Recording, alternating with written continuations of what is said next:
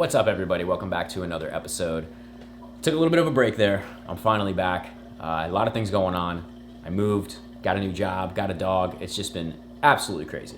However, we are back, and today's episode is going to be a beginner's guide to doing a water change. Let's get it.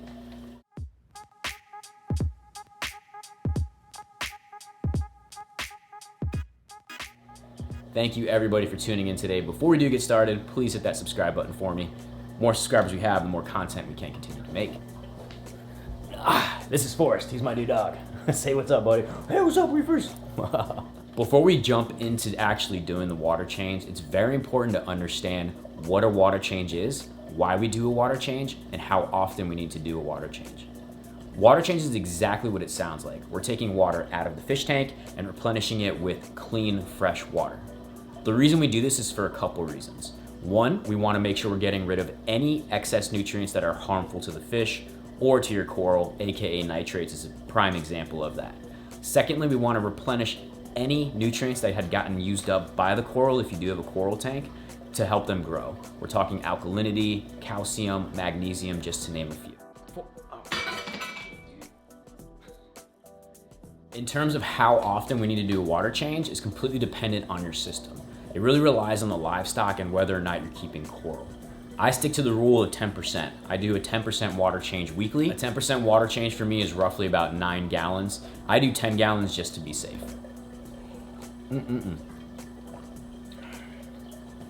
Now that we understand water change a little bit further, let's talk a little bit about the equipment that you're gonna need to do this. 1, you're gonna need a bucket. 2, you're gonna need a hose. 3, you're gonna need a towel. And 4, you're gonna need water, obviously. In terms of the bucket, standard 5-gallon buckets from Home Depot or any hardware store will do. Hosing you can get at Home Depot as well. Generally, I like to use a 1/2-inch thick hose. It promotes a little bit quicker water changes, if you will, because it sucks out more water at once. And then in terms of the water, you do have 2 options for this water. 1, you can go to your local fish shop and pick up pre-salted water.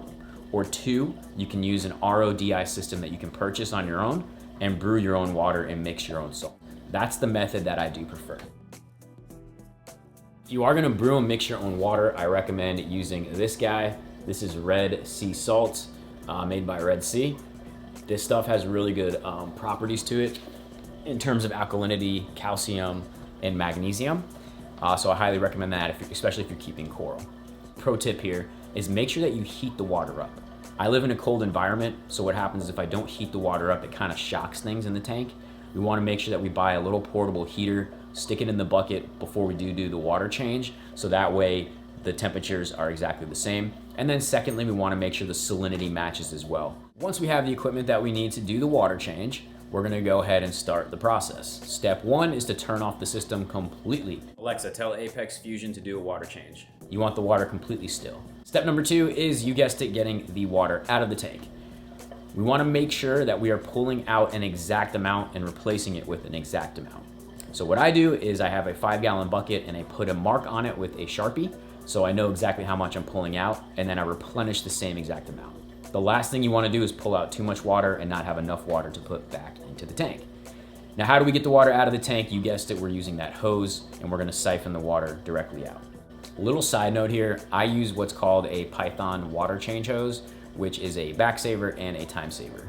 The Python water change hose you put into the tank and you run the long hose all the way to your sink, and you're able to just run water directly from the tank into the sink, avoiding the buckets just in general. I highly recommend doing that, and I will leave a link down below. It took me a while to purchase one of these, but I highly recommend it. Now, once we pull the water out of the tank, we're gonna obviously discard that water. You can get rid of it in your sink, pour it outside, water some plants, whatever you would like to do with it.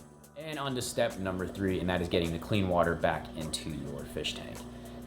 Now, you can accomplish this in a couple different ways. 1, you can lift the bucket all the way up on top of your tank and siphon water from the clean bucket into your display tank. It hurts your back, it's a little bit tedious. I don't recommend it. The method that I use is a little bit easier. I use a mini return pump, and this return pump you can get on Amazon for very cheap. I will leave a link down below for you guys, and you simply just connect a hose to it and it spits water right back into the tank for you. You don't have to lift any buckets. A little bit slower, but a little bit easier on your back. Once the clean water is in the tank, you guessed it, we are completely done. Reactivate your system, turn everything back on, Always turn your skimmer on last to prevent any overflows. And that's it. You completed a water change. For those of you that are looking to get into fish tanks and a reef tank, keep in mind this is just part of it. And that's pretty much it.